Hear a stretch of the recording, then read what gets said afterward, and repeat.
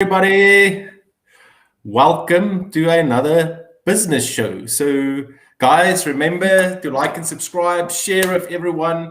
And then remember to stick around for the hot seat questions until the end. So Eugene, for everyone that's new to the show, maybe give a quick introduction about who's EHQ. Thanks, Willie. Welcome to the show, guys. Welcome to another episode of the business show. Another jam-packed episode, lots of stuff to learn. If you want to get your business online, then this is the place to be. Follow us weekly for the business show every Thursday at 4 p.m. on Facebook and on YouTube. So just a quick intro for the guys. That's the first time that you're viewing EHQ. My main man, Willie, and myself started this about a year ago in the midst of lockdown. We were sitting at home and quite bored, and one of our passions has always been helping entrepreneurs.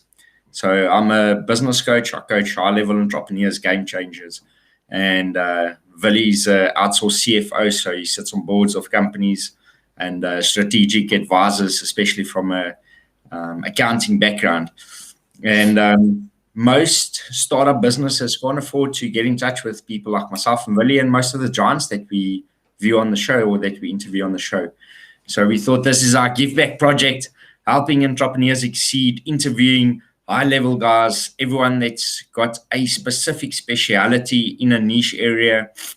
We can learn from anyone if we are prepared to listen and if we are open, and everyone's got something to teach. So everyone's got something that they know that we don't know. And today's guest is nothing else than that. So Willie, just pop a quick introduction and then figure out how to scale our businesses.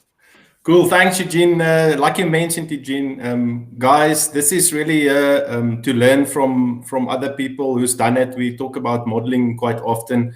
Today is no different. We preach what a lot of businesses that needs to go online. Today's guest is Chris. Chris is a online fundi, and he's going to be talking to us about taking your business online and how you can actually work with Takealot. I think, Eugene, a lot of guys, there's this misperception about you actually need to have websites and all those things, but there's people that's really built scalable businesses by just using other people's platforms. I mean, check Uber, look at Airbnb and stuff like that. There's guys that's actually running businesses on Airbnb. But without further ado, our guest today, Chris, from our Take Your Products Online, is going to chat a bit to us about how to take your business online. So, Chris, welcome to the show. And the crowd goes wild. Hi, guys. Thank you very much for the opportunity to be on the show. Yeah. Thanks, Chris. Thanks for joining us. Really excited for the show today. So Chris is consulting with one of my businesses as well, and just amazing knowledge and insights that he has. And asked him, listen, Chris, would you mind sharing some of your knowledge on our business show? And he obliged. So thanks for coming on to the show. Firstly, Chris, just for all the viewers that has never heard of you or doesn't know anything about Chris, just give us a quick background. Cool. My main background is I started in the hospitality industry. And then my first entrepreneurial venture was I founded my first company in 2017. It's a company, Moyo Brands, where we sell specialized shampoos and conditioners. Now, with the lockdown in 2020, a lot of businesses, got hit hard. Well, especially mine as well. Now, the traditional selling of my products used to be in salons, hairdressers, beauty spas, all of those places. And all of a sudden, that didn't exist. So I had a choice. Sorry. I could go, sit in a corner and feel sorry for myself, or like an entrepreneur, improvise, adapt, and overcome. So that's what I did. So I went and I sat down and said, okay, cool. What do we have? What's available for us at the moment to communicate? How can I get my products so people can buy it? And the main thing we had was the internet. So taken from there, online selling. So like you guys mentioned earlier, what's a better way than using someone who's already got a specific platform? They've done all the homework for you. They've got all the technical things done for your side. What you need to do is get your products on there, listed on there, so that your clients and your customers that used to purchase from the traditional retail stores and outlets to buy products online. And that's what I did. And that's where my journey started with Takealot. Now, guys, getting a business on Takealot is not a walk in the park. It took me almost 2.5 to 3 months to get my own products listed. Especially because it's a specialized product that actually had to create categories for me, which didn't exist on Takealot. So I had the fortunate opportunity to learn the ins and the outs, how it works, on all of that. So then during that process, a lot of people, as well as business owners, came and asked me, Chris, how did you do that? How do I list my company to sell my products? So I started assisting them. And then I realized, but then this is why my second business was born. I could sell my services and help people to get on the online platforms, specializing at the moment for Takealot. Because Takealot is the biggest retail store online. And yeah, and that's how my company was born. Take your products online. It's very cool. Really, we see that probably as the biggest obstacle for people to go online is this fear of tech and building their own websites and understanding marketing and all that sort of stuff. But if you use third-party platforms like Takealot, you take all of that out of the equation. Yeah, interesting. So it's what stands out for me is actually how you manage to pivot from one type of business, or I'm not sure if you're selling the same products, but from a one selling platform to another selling platform. I mean, I work with quite a lot of clients who, when the lockdown hit, they literally, they couldn't make that transition.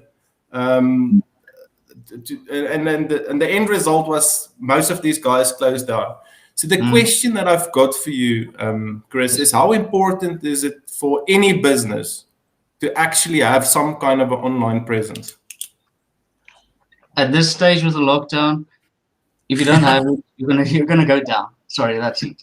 Now, like you mentioned, I already had an online presence. I had my own e-commerce store. I had my own website where the guys could purchase, but that wasn't enough, because that gave me my presence. So I already had established footprint online, but I didn't have the people. I couldn't go out. I couldn't meet my customers. I couldn't go, because before the product, it was very important to sell it, because it was to get the product out there. So now, like you mentioned, I had to go and get the product on there. And the only way you can do is to get it online. Now, at the moment, the entire purchase behavior from customers had changed completely. Most of the people based on now the purchasing behavior are online. All of the places, they encourage you to go there. And Takealot.com, what makes it brilliant for people is, yes, you pay a bit more to purchase and buy on there, but what Takealot did is you can get everything in one. They also offer this: if you purchase more than 450 rands worth of products, you get free delivery. So then people go and they buy there. You can buy your groceries on there. You can buy your cleaning product. You can buy your shampoos specifically on there. You can buy for the kids the art packages. So you can create the entire retail store basket on there. And that's why a lot of people prefer to specifically to buy on Takealot. Yeah, and one thing, sorry, Eugene, and one thing that I think, and it's something which we assessed before this lockdown, South Africa, although we were sort of in the adoption phase of online stores and stuff like that, no one was really pressured to do that. But in the e-commerce game, what people don't realize is a lot of guys think that, when you start an online store, then you don't do anything. But what they forget is behind Amazon, there's 1 million people that works there. And I think for the guys that's listening, and I think that's one of the key features which I see why business guys, use these types of platforms. They have literally gone and they figured out the entire supply chain, like you mentioned now. So, you don't have the issue of worrying about who's going to deliver the stuff and things like that. I've got a question on that. How good are the supply chain actually? Okay, that's it. You've got different parts. So Takealot in general, the red tape is crazy, and that's one of the biggest things that put people off from selling on there. Once you've got your product on there, that's just the first part. Now that is a challenge on its own. To get to your question, you have to Takealot assigns your product a unique barcode, which you are able to sell on Takealot. Now, for each product that you send to Takealot, you have to label your product, then you have to package it in a larger shipping box. In that shipping box, you mandatory have to have your shipping list with each product listed in there. You have to have your printed label specifically for them. Yeah, If your product, your physical box arrive at the DC, and DC is a distribution center, they've got two, one in Cape Town and one in Joburg. If it arrives at the DC, outside your allocated 1 hour time slot, they refuse you to accept your package. If the label is over one of the sides and they can't scan it, they reject your package. So they've got it down to the T to work on their side. They work with millions of products. Yeah. So they also have preferred couriers. Now that's what I use, and a lot of my clients use as well. With a preferred courier, you take a lot of paperwork on your side, you eliminate that. So I help the guys to then list the products, get them, and up until the stage where they need to physically do the logistics. Now on the logistics sides, Takealot also took that into account to make it easier for them as well as for the sellers. That's where we've got the preferred couriers. So you get your products to them, they can then either box it for you or you box it for them, and then they do the rest of the process. So yes, but it is a challenge. You need to be to the T, else you're out. That's it. Like any business, there's always going to be challenges. It's a lot similar to so Amazon or Takealot's following quite a lot of the Amazon philosophies. One of the cool things about Amazon that I was in California a year or two ago before lockdown, and some of the people there were ordering toothpicks on Amazon, getting it delivered the same day. So in the morning, it's like, oh, I don't have toothpicks. Go onto the app, order toothpicks for like $1, and 3, 4, 5 hours later, it's sitting at their doorstep. And that's at Amazon Prime, where you get the free shipping and you get upgraded to different types of packages. That's a big thing, and especially in the e-commerce space in South Africa, getting your stuff on time, getting it in a day or two, it's a huge challenge, and Takealot removes that. And I think that's where courier companies maybe needs to, or where courier companies are stepping up quite a bit. We've got, for example, with Courier Guy, if we book before 10 a.m., they deliver same day. Brilliant. So I think our e-commerce game is really starting to step up and getting close to the US standards. Huh? It's not this third world thing that people think it is. We are quite on par in it if you have your systems and your processes sorted out. One of the ways I believe that Takealot does it very well, you've got the two options to sell on Takealot. You've got in stock, meaning you've got physical stock in the warehouse, and you've got lead time. So, and there they state that it will be in 5 to 7 work days. So if you don't, because they charge monthly, if your stock is in the warehouse too long, they charge a storage fee. So if you have your stock in stock, better sell it because they can do it within 2 days. If you sell it on lead time, it's for bigger products, or if you don't want to stock everything there. But then they state and say it's 5 to 7 days. Usually they are able to send it to you or you to collect within 3 to 4 days. But that's to have the under promise and over deliver. That's it. So we are not a day or 2 days as yet as a standard, but yes, we're definitely getting there. It's brilliant. Yeah, that is very cool. Completely off topic. Question for both of you. Yeah. Do you think Amazon is going to offer Takealot to buy them? Yeah, I think that's a thing coming, huh? A lot of these, what's that big media house that bought, that's buying all the tech companies, Willie? They bought their Chinese one. Naspers. Yes.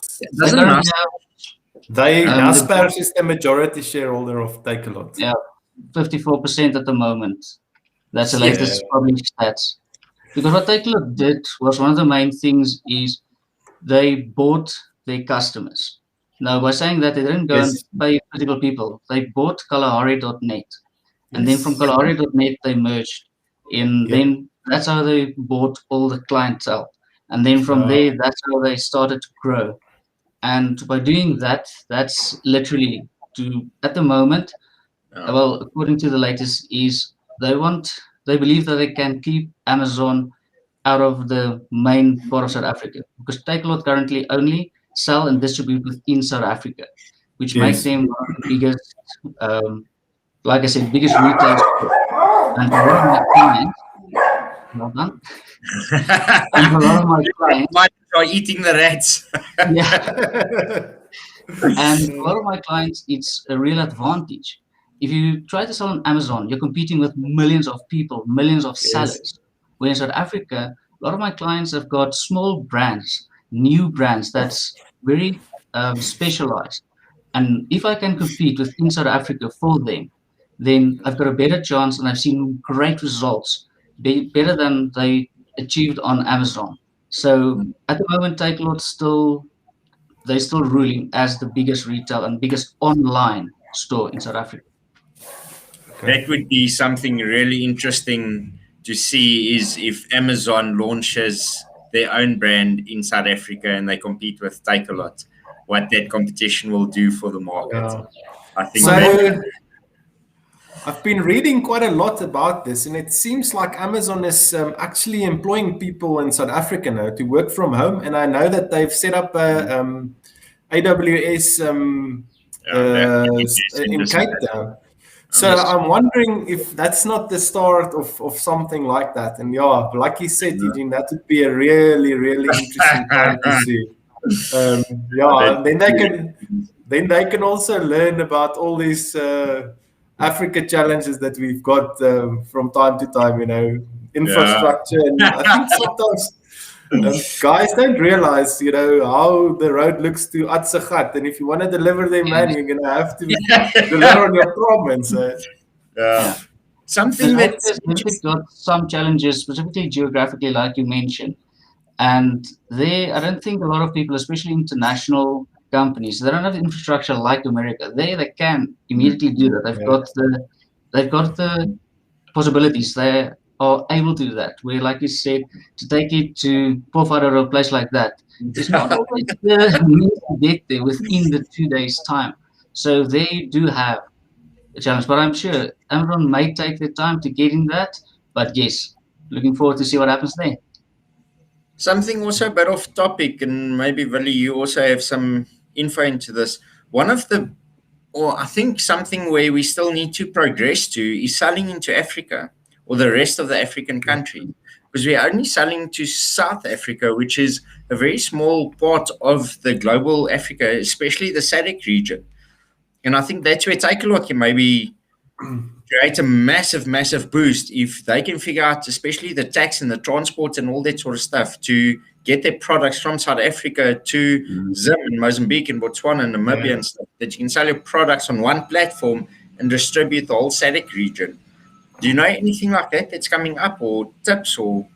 Nothing else at the moment that I know that has been officially published or announced that I will do that.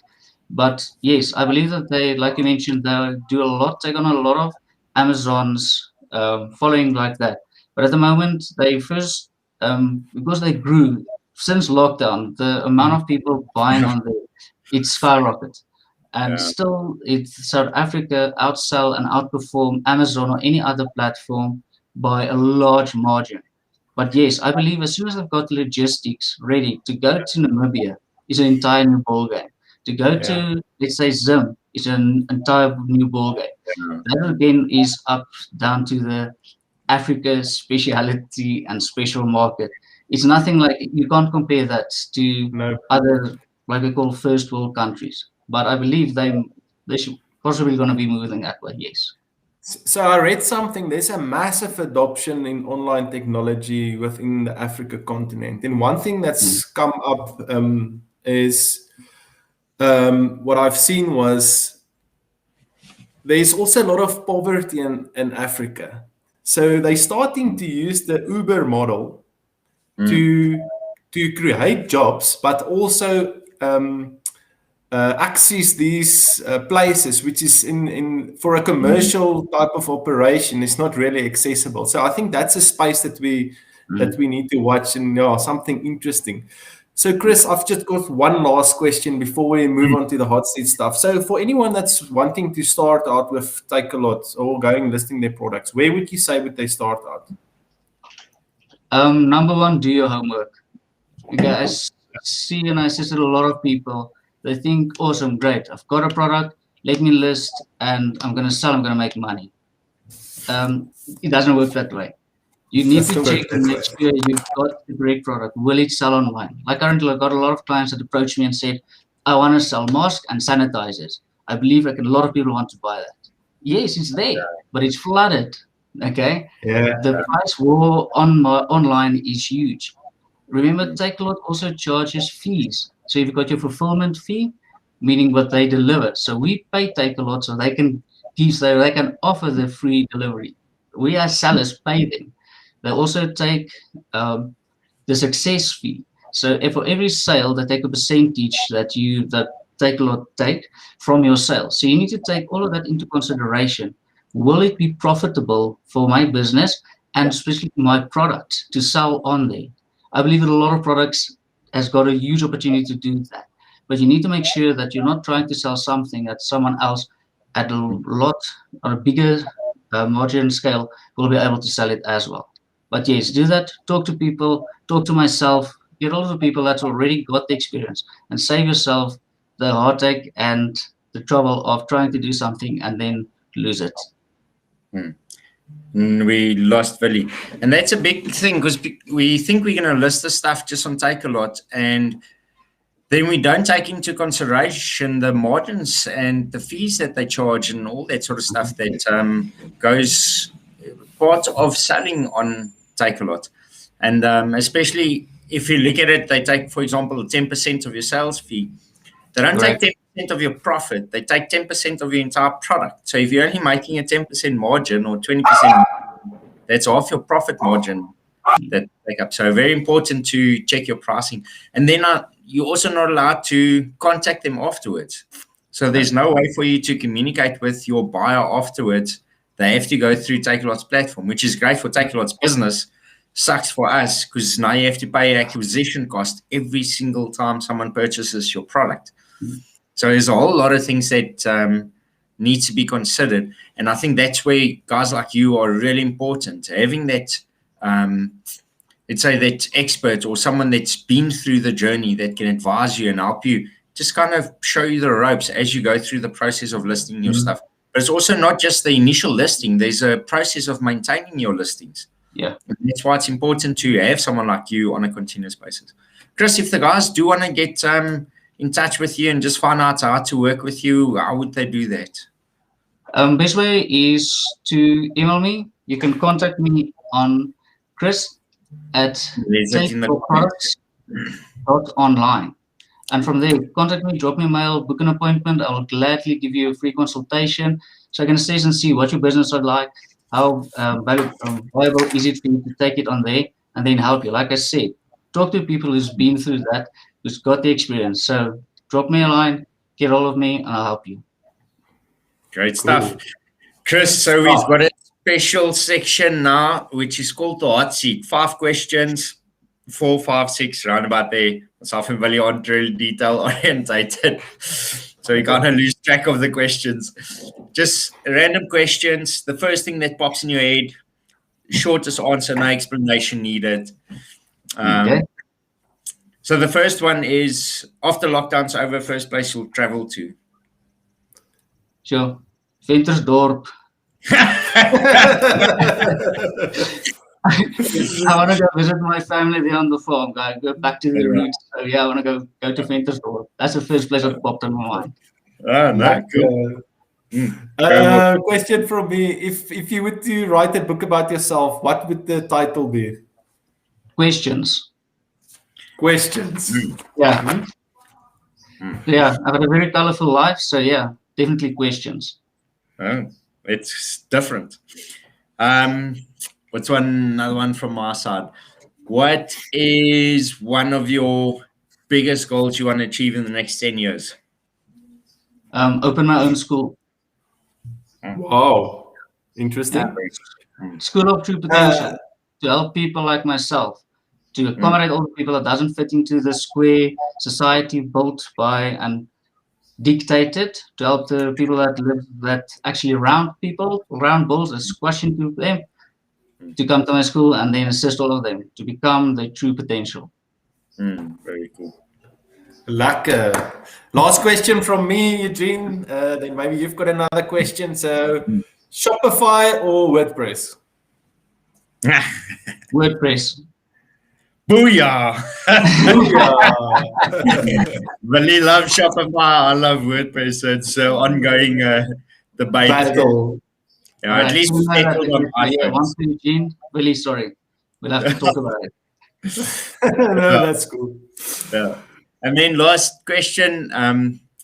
Number one tip you'll give to someone that wants to start a business? Okay, you don't have to be great to begin, but you have to begin to be great. Wow. Start. Chris. Great advice. Been awesome having you on the show. Guys, for those of you that's not part of our mastermind group yet, myself and Willie, we've got a mastermind group, EHQ Mastermind, links in the comments below. Join our mastermind. We've got some great challenges, Zoom sessions, some great resources, etc. Join our mastermind. Go to the URL at the bottom, and let's work together and let's go on this journey together. Chris, from my side, thanks for joining us. It was really insightful. We really enjoyed it. Well, man, as always, great having you on the show with me and sharing this journey. Having someone to share the journey with is just next level. Chris, just from my side as well, thanks so much for taking our time, and just for the viewers, guys, if you've learned something today, and thanks for pitching up. So like, share, and subscribe to us, and then follow Chris or get in touch with Chris. Here's his email address again if you want some assistance with listing your product. So guys, until next time, have a great day, and please keep safe, guys.